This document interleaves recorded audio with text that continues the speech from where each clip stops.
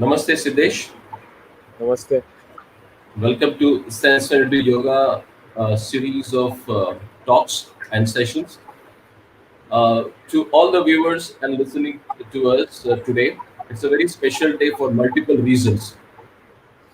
One of the reasons is that we have, of course, one of the youngest yogis on the panel today. And the message is very clear that if you want to start your spiritual journey, the earlier you start, it is much better. Because I always believe, and all the gurus believe, that you have the flexibility, the virility to pursue these sadhanas. So, Siddesh, I'm very glad to have you on board. Yes. And It's more than this, it's a very special day today because multiple events have happened across the world, and 4th of July is associated with the independence of America. This is wonderful. significant because for a country where which has given a lot of great things to this humankind, a lot of research across the streams of science and arts, it also shows how freedom is very critical for the creativity, which is very inherent as humans. Also, we have to remember our great Swami Vivekananda today. It is his death anniversary, and very crucial for everybody as Indians is that he actually made the world discover the real India. And it was contrary to what the history books taught us, that somebody sailed and he discovered India. But India was already there. But how it was communicated to the world was a very significant page in the history of India, or you can say Bharat. With this particular note, I welcome on board our session expert for the day, Siddhesh Rajput. Siddesh did his graduation, he went to the corporate, and he realized that his calling is something different. He was always, he belonged to a family which is into spirituality, and his childhood was spent in temples, in ashrams, going to spiritual places. And of course, all these places have a certain special vibration which is connected to the cosmic. And this is where Siddesh thought that I need to pursue, seek a guru.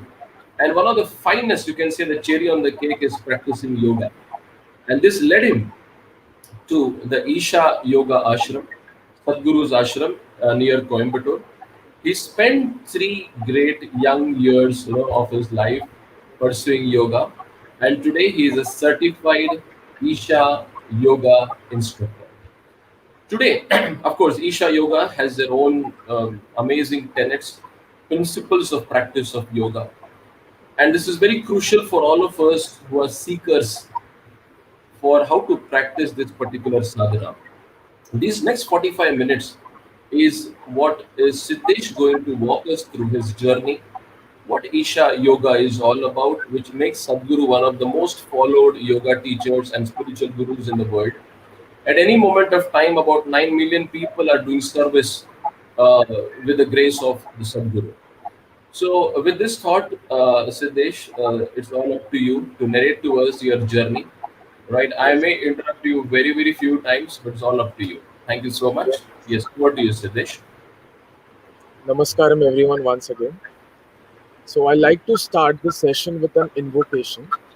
So, I request everybody to just close your eyes and just listen to the invocation.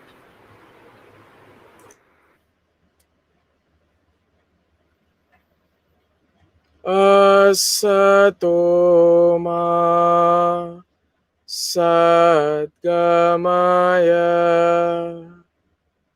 tamaso ma Jyotirgamaya Mrityurma Amritangamaya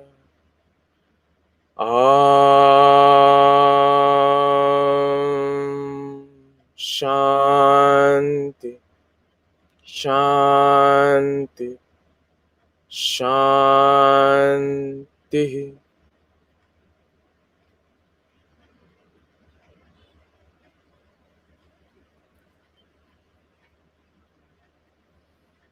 You can open your eyes.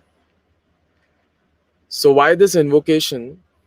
So fundamentally, whatever we do is always has to take us to from untruth to truth. That is, from what you believe you are to what you really are. So that is why we do everything, we start everything with an invocation. So first of all, I like to thank the Sailesh sir and the Sense 22 Yoga team for giving me such an opportunity to express my journey and to bring the classical Hatha Yoga into people's life and to explain them what exactly this is. So I like to start with my journey.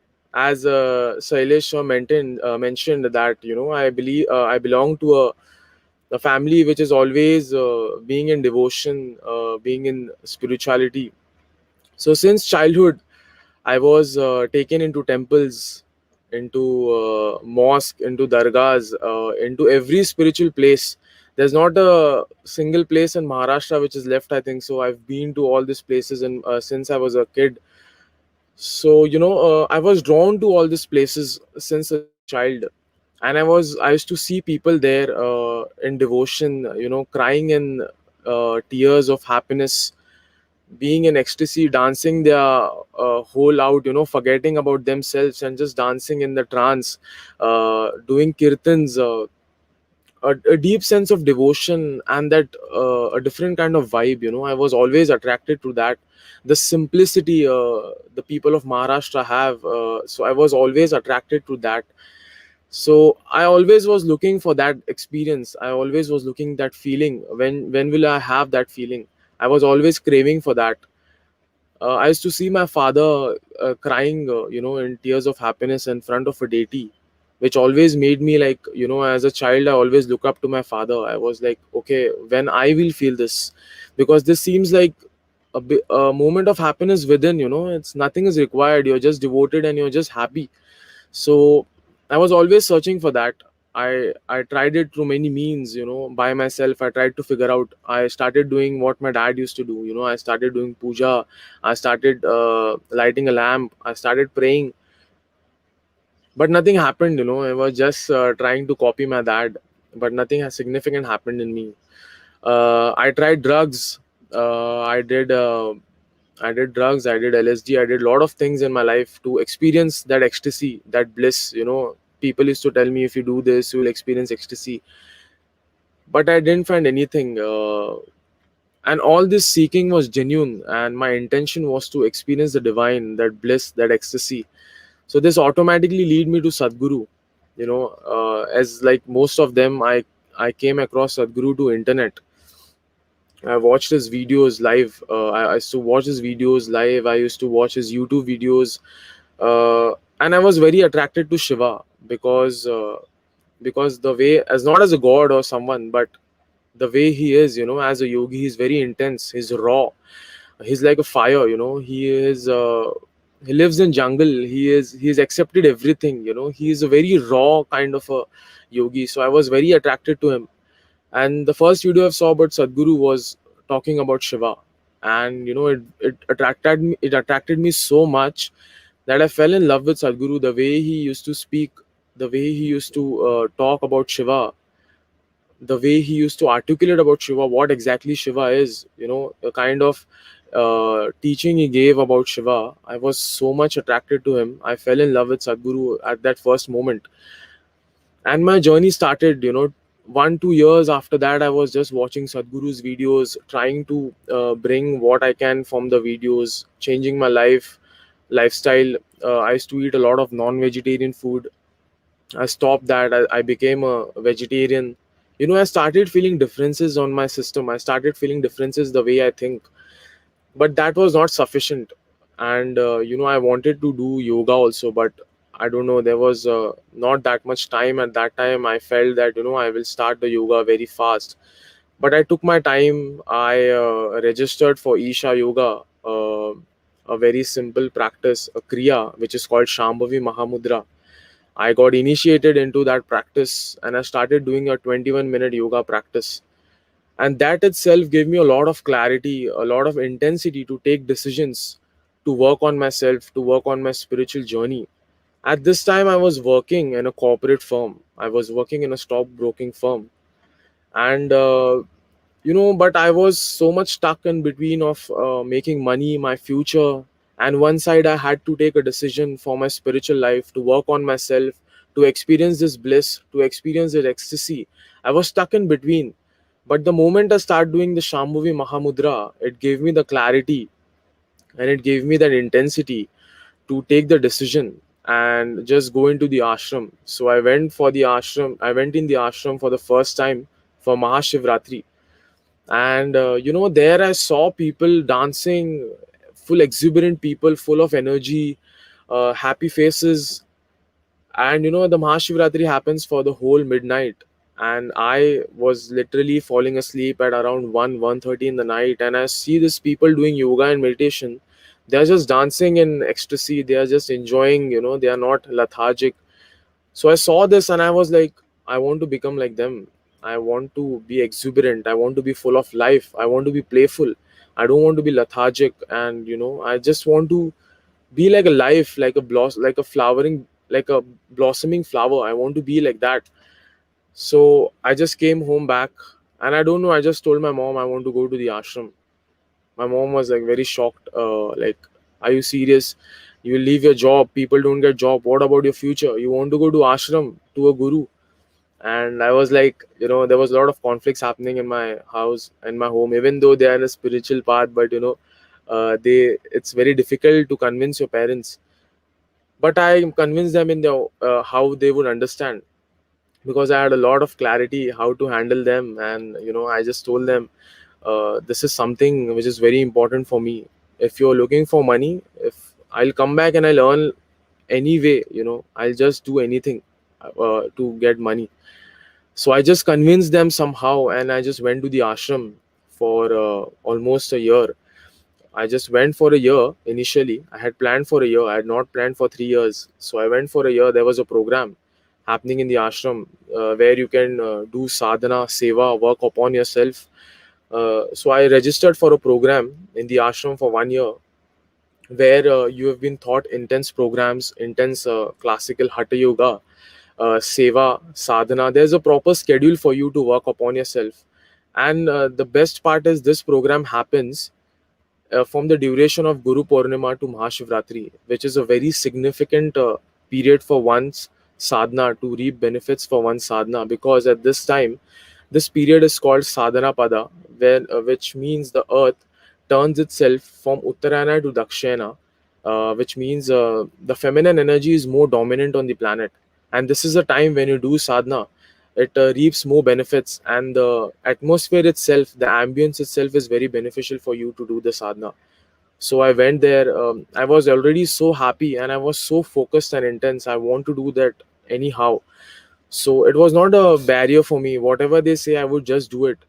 I would wake up at 3:34 in the morning, even though it was very challenging. Never used to wake up at such early timing in my life, but I still managed to wake up.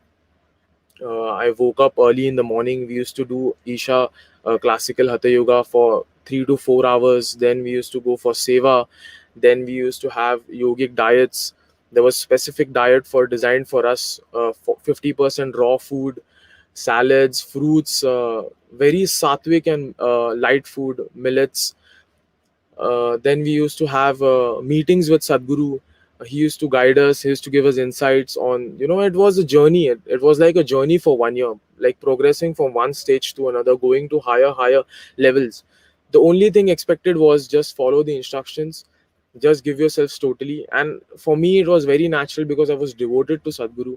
I didn't accept anything from the program. I just enjoyed the journey because of devotion, because of my passion towards it. I just enjoyed my journey. And then I did advanced programs, I did meditations with Sadguru himself, which gave me immense clarity. And everything became spiritual for me. Before, I used to judge spirituality as just chanting a name of God, and that is only spiritual. Like going in temples, staying there, wearing orange, that is only spiritual. I used to feel being in family situations, or working or doing anything is not spirituality. But when I went through all this, when I worked upon myself, I came to know what exactly spirituality is. It's not something particular or specific. Just chanting God name is not spiritual. Everything you do is spiritual. But that, to realize, I went through a lot of things. I had to work on my mind, I had to work on my body to realize this.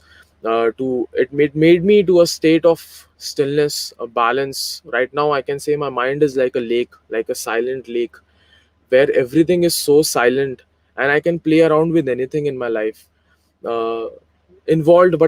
uh, involved but unattached from the things I do in my life. I always wanted this. I always wanted that ecstasy. I always wanted to be in bliss, no matter what.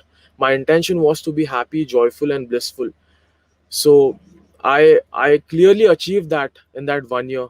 But it needs a lot of dedication, your involvement and focus. Only this, then it happens. Every day same thing, every day same thing. Your mind will say, what is this, why you have to do this? But you have to trust the process, and you have to give yourself totally to the sadhana, to whatever your guru says. Everything is a sadhana when your guru tells to do something. So you just have to give yourself totally. So I give myself like anything. I just give myself. I was like, even if I die, I doesn't care. I want to give myself totally to the process. And that led me to the next level of intensity and within me, and it transformed me completely.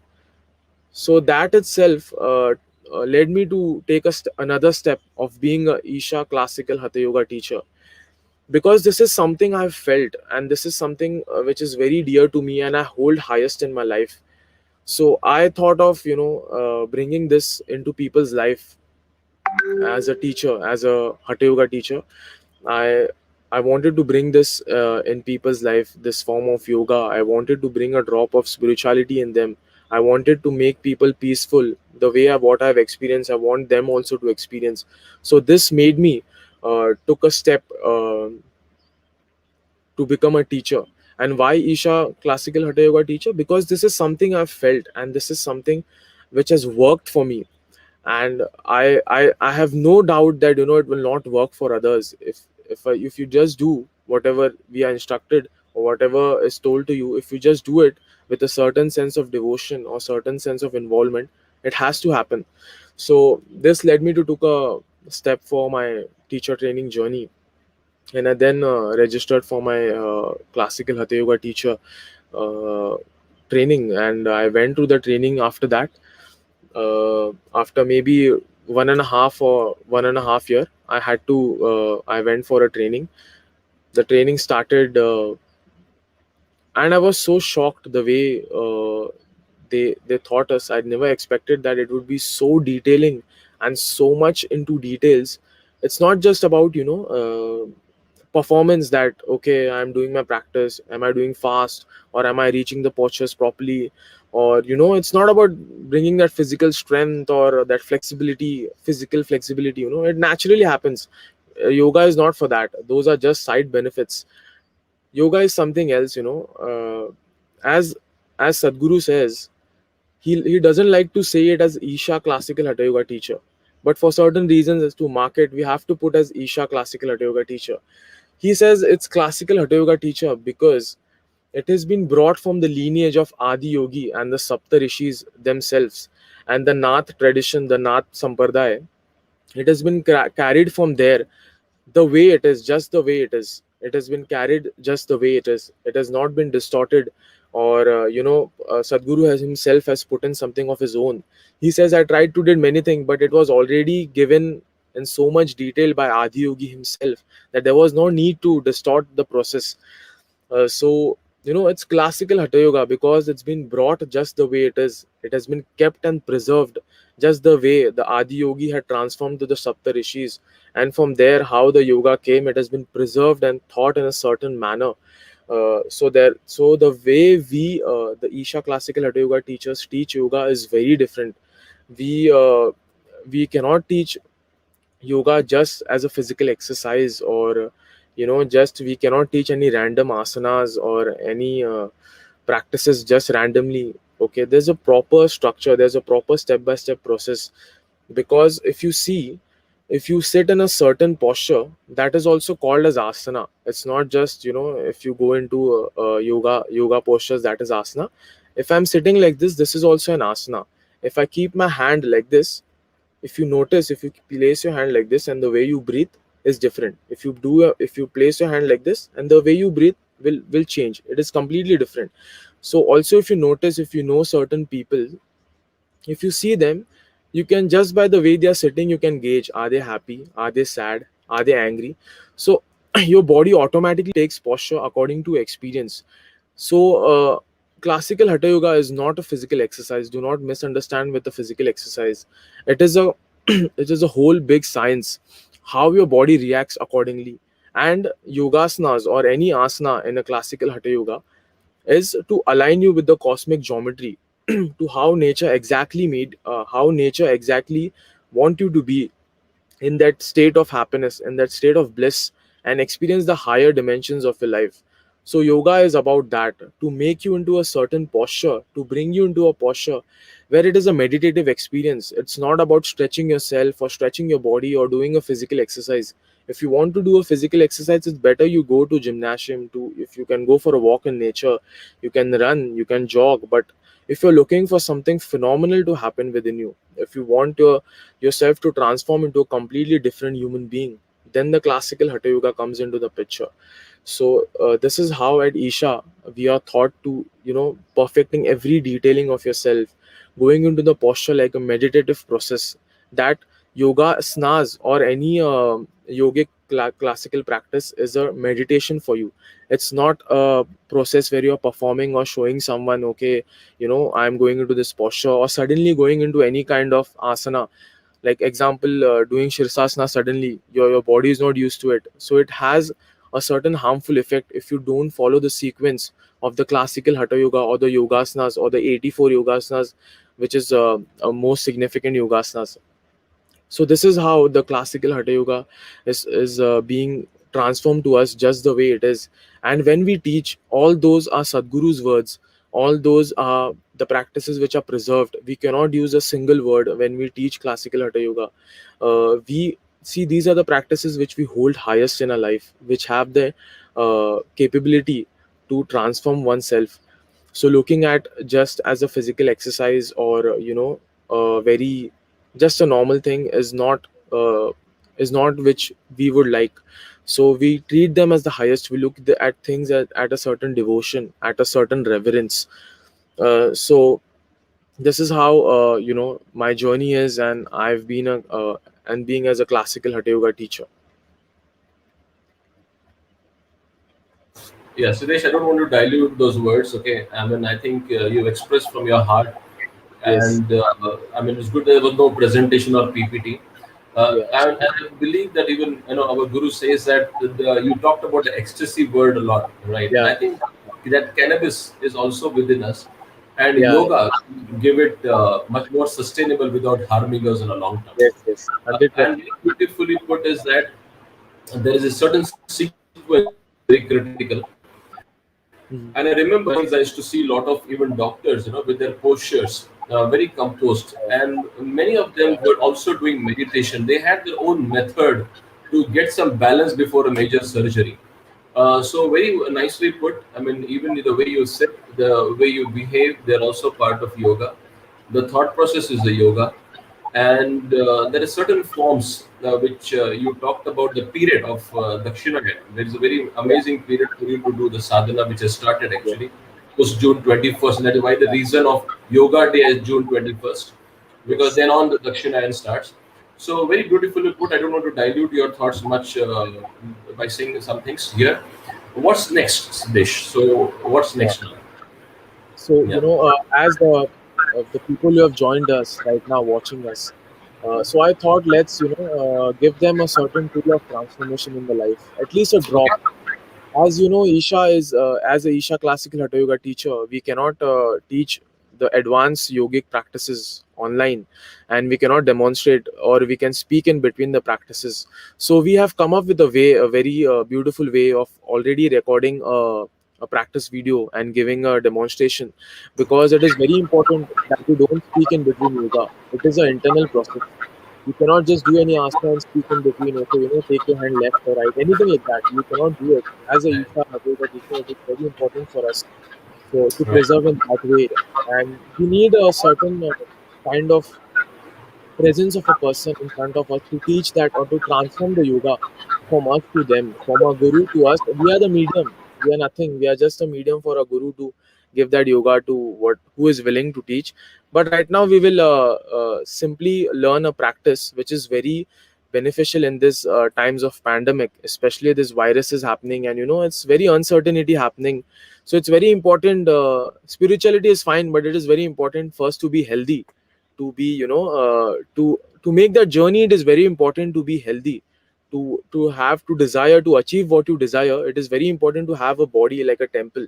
It's very important to have that mind, to have that body. So for that, I want I decided to introduce the practice which is very beneficial for immunity, for boosting your immunity, and to enhance your lung capacity.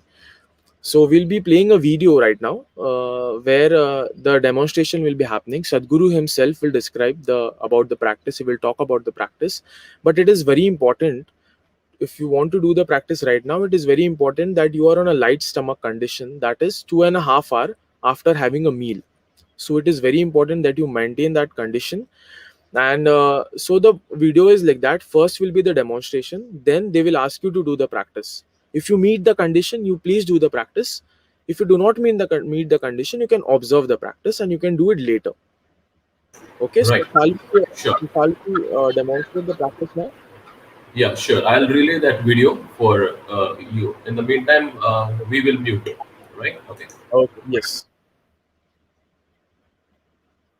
Ancient yoga I want you to just observe, don't do it. Just observe and I will tell you how to go about the process. be somewhat hungry. Ideally, give at least 2.5 hours space between your last meal and the practice. Anyone between the age of 6 to 70 years can do the practice, regardless of their physiological and medical conditions. Those below 6 years of age and those above 70 years of age can also do the practice, but they must do the breathing 12 times only, not 21 times. People with a brain hemorrhage or a brain tumor can do the practice, but they must do the breathing 12 times only, not 21 times. You can practice Simha Kriya up to 3 times daily, ensuring you leave a minimum of 4 hours gap between 2 consecutive practices. Please do the practice exactly as instructed. Do not make any changes or modifications to it, such as increasing the count.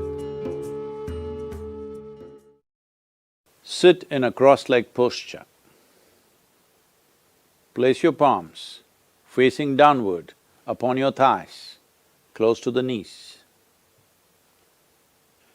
Use both your arms to push your body upward in such a way that your rib cage lifts off the diaphragm region. Close your eyes. Open your mouth wide and extend your tongue out fully. Breathe in and out powerfully, moving the abdomen muscles but without jerking the abdomen. With full inhalations and exhalations, making the sound from the pit of your throat.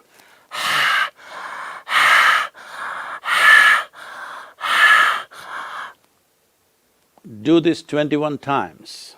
If you happen to be over 60 years of age, do it 12 times only.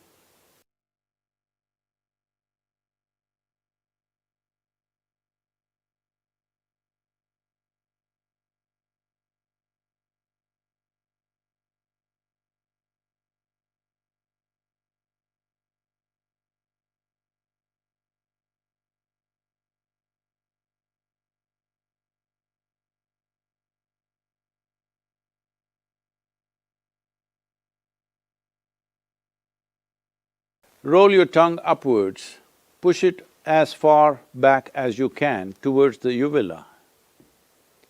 With an open mouth, breathe the same way, inhalation and exhalation as powerfully as possible, making the sound from the pit of your throat. Do this 21 times or 12 times if you happen to be over 60 years of age.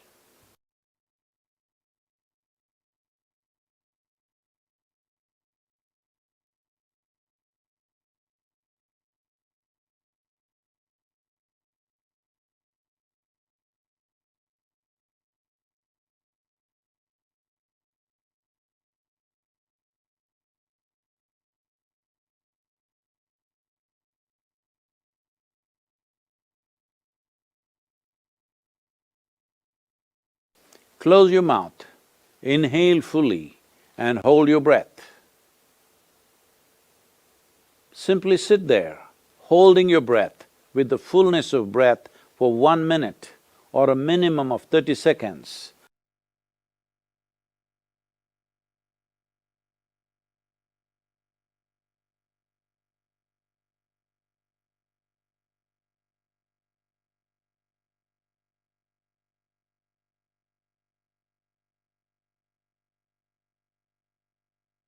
Hold your breath as long as it's comfortable for you.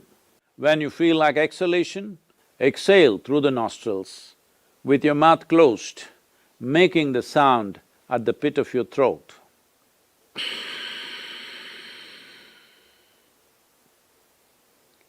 You can sit there quietly for some time and open your eyes when you feel like it.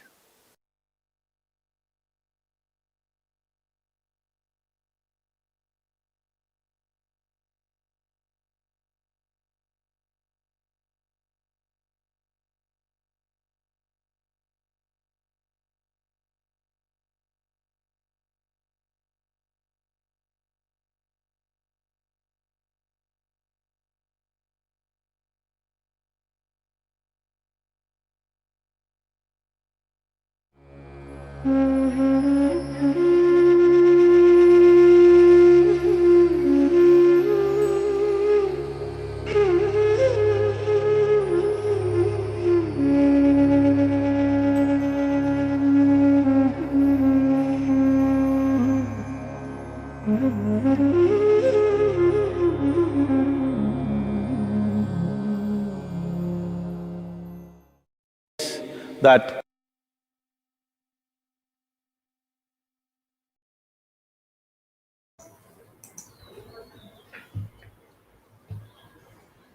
Yes, Siddhesh? Yes. Yeah. So I'd like to give few instructions regarding the practice. So it is very important that you maintain this light stomach condition. Otherwise, it can harm your system as it is a powerful kriya. So it is very important that you maintain that empty stomach condition and then do the practice. And please do the practice as it is instructed. Do not use your own modifications. And this is a very powerful practice, a simple but very effective practice. You can see a difference in your immune system and the way you breathe within few days of practicing this. And those who above 60 years of age, they can do the breathing within the tongue out for 12 times, not more than that. And those who are less than 60 years of age, they can do it for 21 times. Okay. Right. Siddhesh, thank you so much, all right, for you My pleasure. walking your journey and a very important Simha Kriya today in this change ecosystem and pandemic times, very crucial for everybody. And also very important for anybody who's listening to us, everybody who's listening to us, that please follow the do's and don'ts, which is very crucial for doing any yoga kriya or sessions. 100%.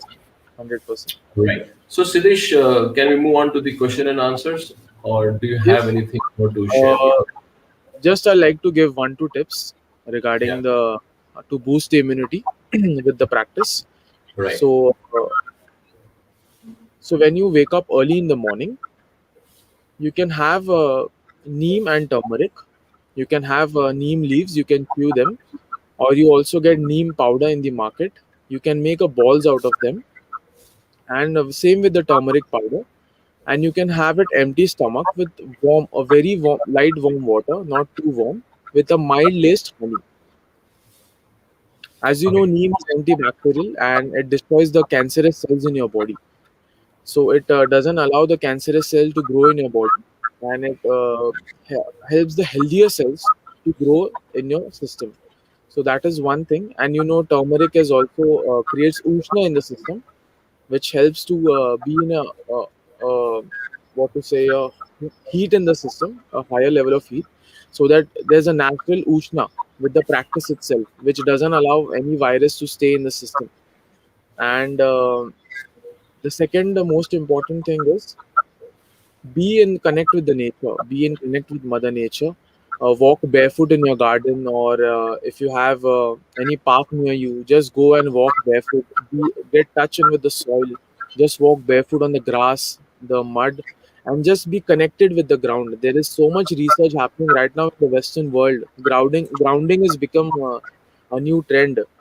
So, which is being followed by our tradition, by the Indian culture. If you look at the farmers, if you look at their health, because they are so much soaked into the nature, so much soaked in the nature, so the health is naturally taken care of. Just put your hands in the soil for a few minutes. You can plant trees, you can do gardening, you can do all these activities to boost your immunity. And this is also a reminder for your body. Your body also contains memory. It's not just your brain. Your body has a memory. The way my features are, the way I look, is because of the memory which carries for my lineage, for my mother, for my father, for my grandparents. So my body is a whole bundle of memory. It's not just the brain. So if you be in touch with the soil, the body itself remembers of being mortal. So it is a very good reminder for yourself to being a mortal creature, and you behave sensibly accordingly. So these are the two tips. And the last tip I'd like to give you is regarding storing your water. So it is very important that you store water in a copper vessel. There's a study which shows that the coronavirus, which lives outside the body, can stay on plastic for 3 days, plastic and stainless steel for 3 days. On cardboard, the virus can stay for 1 year, for 1 day. But on copper vessels, the virus only lasts for 4 hours. So it is very important, and that you store water in the copper vessels. That is the one important aspect. But another important aspect is copper gives a lot of minerals. If you store water in copper vessel for 8 hours, it extracts all the minerals from copper, which is beneficial for you.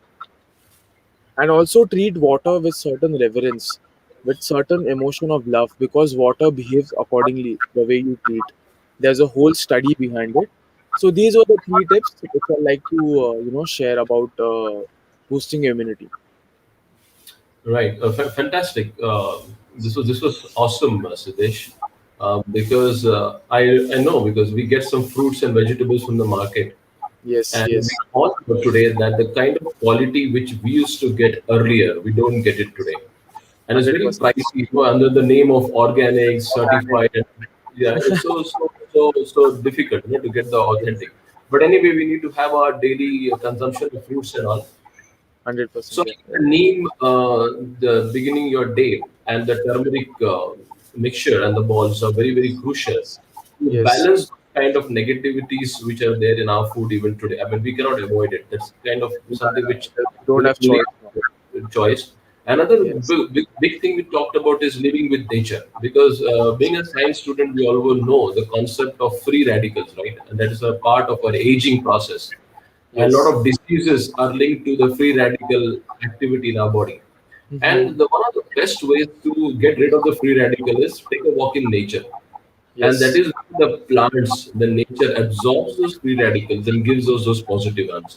So walk And in nature, yeah, yes, yes, just one more Satish. thing. 80% of your health is depend on how you are in touch with the mother earth.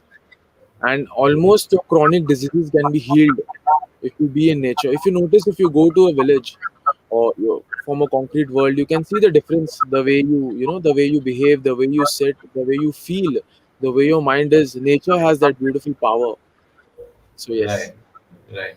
So I think this is very inherent, but unfortunately we have to tell people, that you need to be in nature.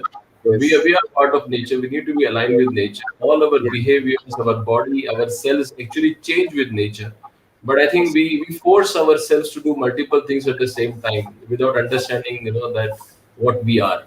And one yes, beautiful point you put is that muscle memory is also very important as mind memory. And we yes, all see, how we cycle, how we swim. I mean, that is one of the recent best examples. And of course, a lot of things in ours is carried forward from our forefathers. mhm, So yes, very crucial that we need to be understanding that we are all mortals at the end of the day. And if you yes, want that abundance and fullness of life, yes, yoga is one of the most beautiful tools available, which doesn't require the costly gym equipments, right? yes, And I think we need to embrace yoga. Everybody should embrace yoga. So as Siddhesh rightly said, it's not a kind of certification, or maybe anything, but the way you walk yourself, treat yourself, the food which we eat, everything is also part of yoga. Yeah. So Yes, having said this now, Siddhesh, a couple of questions to you. yes, One of the top questions is because a lot of people I see when I go to management schools, or when I go to a lot of colleges and give some lectures, when I see those students, hmm, half of them don't have a purpose in life. Most of them don't know what to do. And yes, it's like most of them have a herd mindset. If so and so is doing it, I should do it. yes, yes. What is the message for all these people? Because you've chosen a path which is not easily traveled at a very Yes, young age. So, what is yes, that one message, if you, from your own experience, yes. how to choose that particular purpose, get a hook, get an anchor Mhm. soon, before.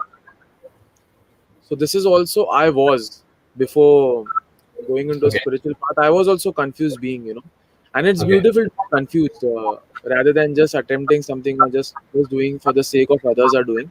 I was Mm, confused, but I had no clarity. When I was doing a corporate job, I was just doing because to earn money, as to not, it was not something which I feel.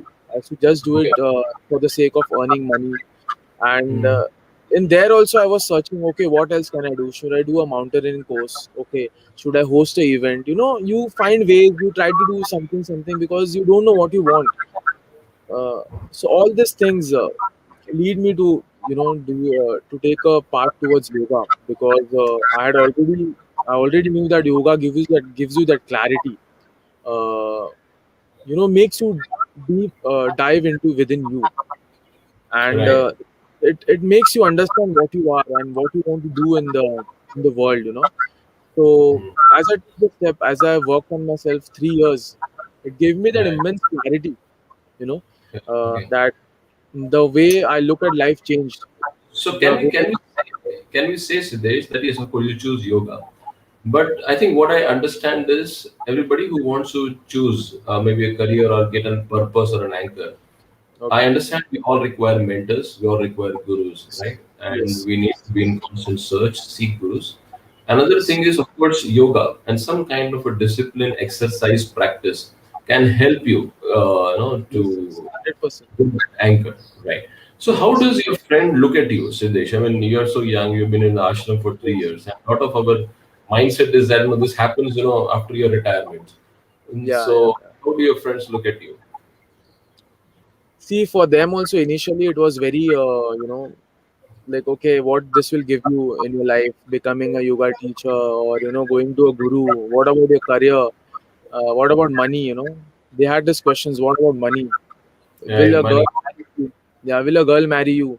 What is there in this yoga? What is there in this all these things? But they also saw my passion. They also saw my involvement. They also saw how much it means to me. Right, Which is an inspiration for them. Just taking a step, uh, leaving everything, and just whatever it is. For me, it was yoga. For right. somebody else, it must be something else. But it is Yeah. important not what you do. It is important how you do. Okay, fantastic. Okay, Yeah. okay, So they saw my passion. They see my dedication. They see my devotion towards the process. So okay. they are inspired. Because I used to also party. I used to be roaming everywhere. Be with friends, having fun, having party. All this is okay, but it doesn't take you anywhere. If you want to do something significant in your life, you have to take certain decisions. You have to be in a disciplined way. So Right. it's very inspiring for them to see me like this. So Okay, for great. them, I am an inspiration. I am something that they also want to do. When I came back from the ashram, it was so beautiful to for them also to notice me the way I'm a completely different being now. How the way Right. I was, my thought patterns are different. The way I think is different. The way I look at life is different. Right. And for me, it's not about making money right now. I want money. Obviously, you need money, but I want to make people healthy. I want them to be joyful. I want them peace in their life. I want them to experience what I have experienced. I want this planet to be a conscious planet, a wonderful planet where everybody lives joyfully, and everybody is a sensible human being.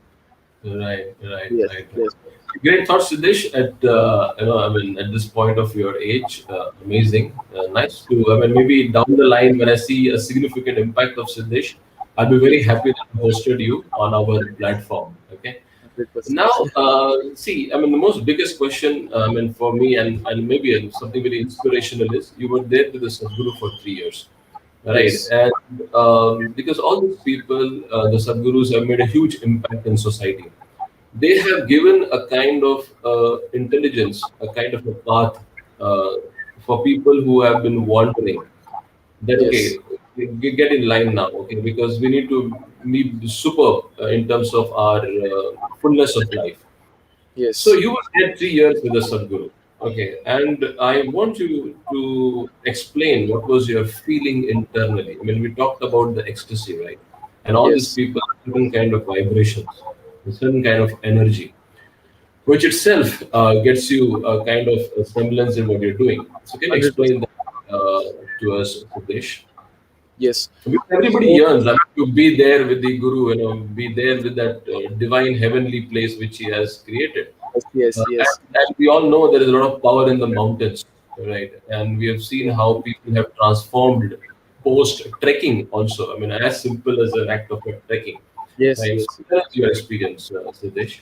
So, I'd like to talk first about the place where the Isha Yoga Center is located. So, Right. it's located just beneath the foothills of Velangari Mountains, where Shiva himself had meditated for 3 months when he came back to south from Himalayas.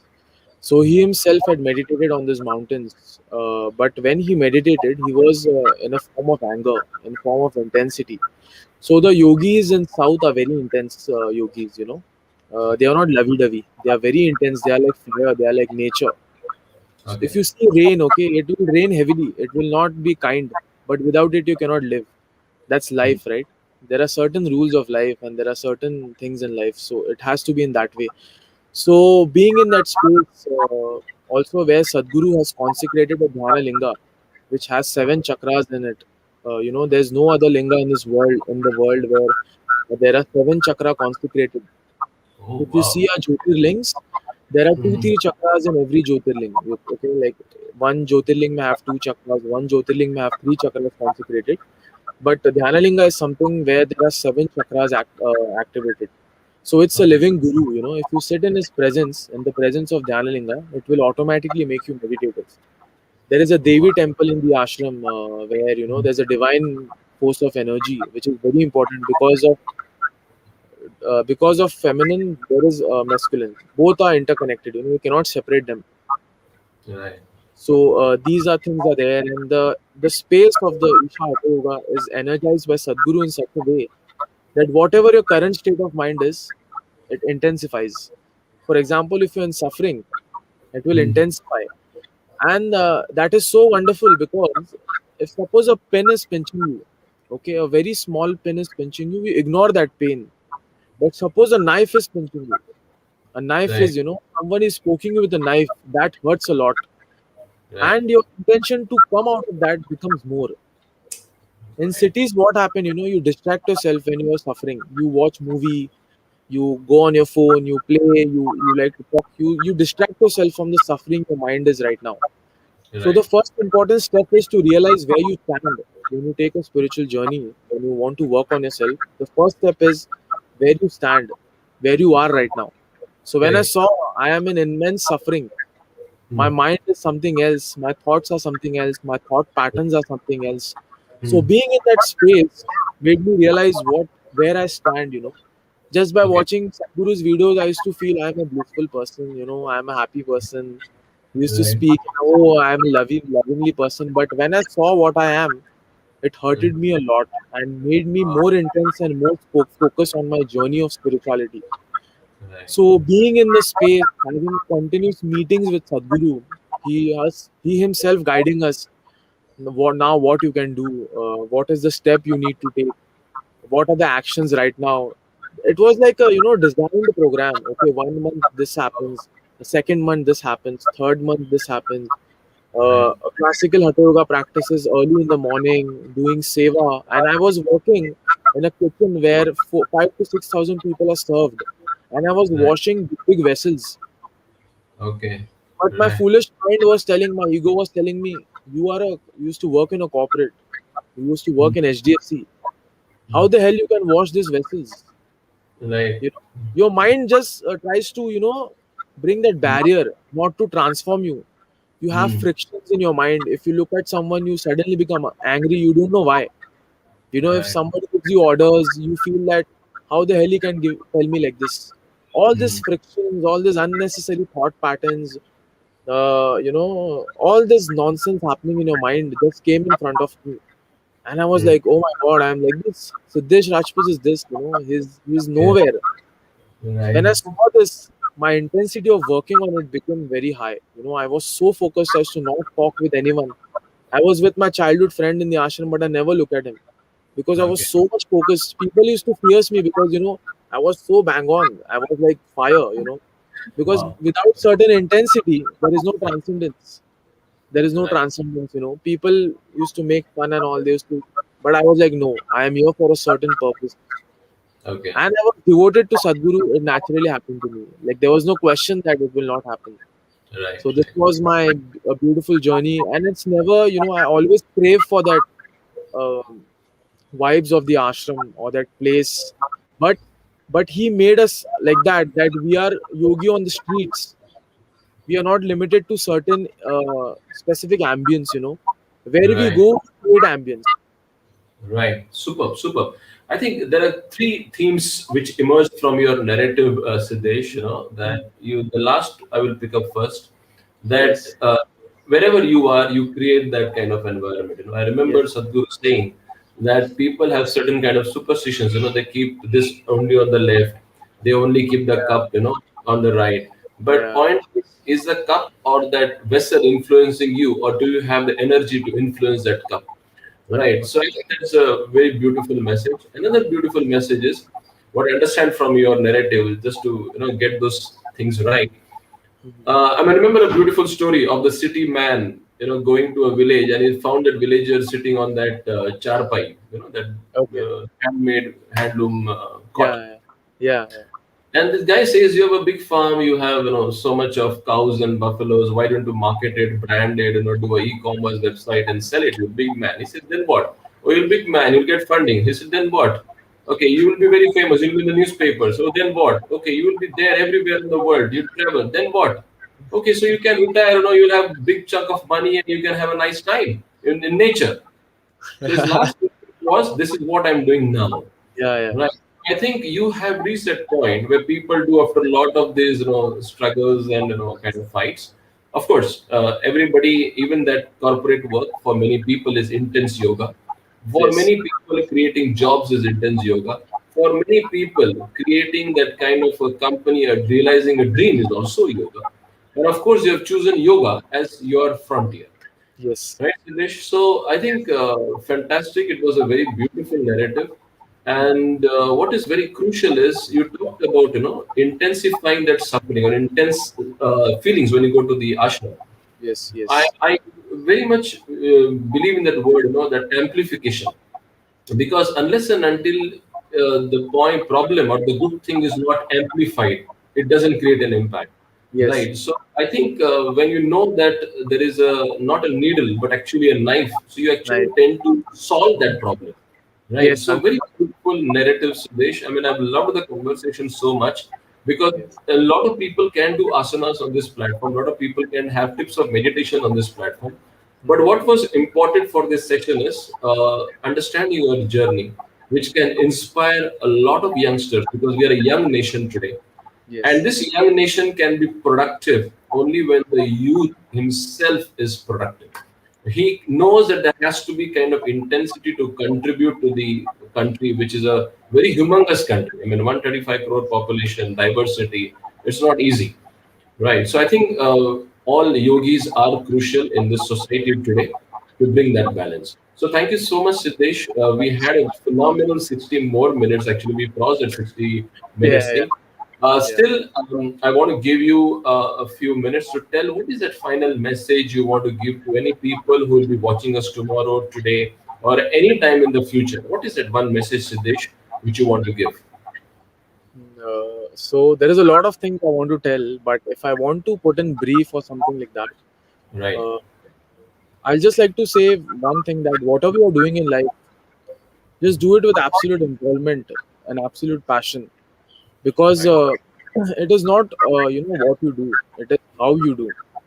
If you do it anything with certain passion, anything with certain devotion and dedication, it will transform your life. And that is what yoga is, and that is what Krishna has also taught us, that yoga guru karmani. First establish yourself in yoga, then act. And I want everybody to take that significant step, at least a drop of spirituality in your life, because I feel, also I've taken the step of teaching yoga as a practice, as a yogic. I've taken this step because I feel once you establish yourself in yoga, then you can do anything in your life effortlessly. Even if you are materially rich, poor, wow, anything doesn't matter. great, Once you establish yourself in yoga, then you can play around with life. So my super. message would be, just establish yourself in yoga once and then act. Lovely. Siddesh, I mean, I think I missed one point. I mean, again, I feel this should go on as a maybe part two or part three. But we are obsessed with, the IQ test.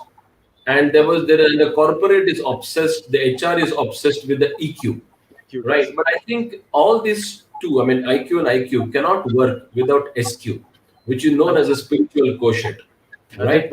100%. So great. So let's start, Siddesh. Thank you so much. Love the conversation. Thank you Wish so you much. all the best in your journey. And I'm sure down the line, we will remember this particular occasion where you were on board. And I like to express my gratitude to my guru, to Adi Yogi, to Shailesh sir, to the team of Sense 22 Yoga. Thank you so much for giving me this wonderful opportunity. Thank you so much. Have a wonderful day. Have a blissful and happy Sunday. Enjoy your Sunday. Thank you. Thanks, Siddesh. Thank you so much.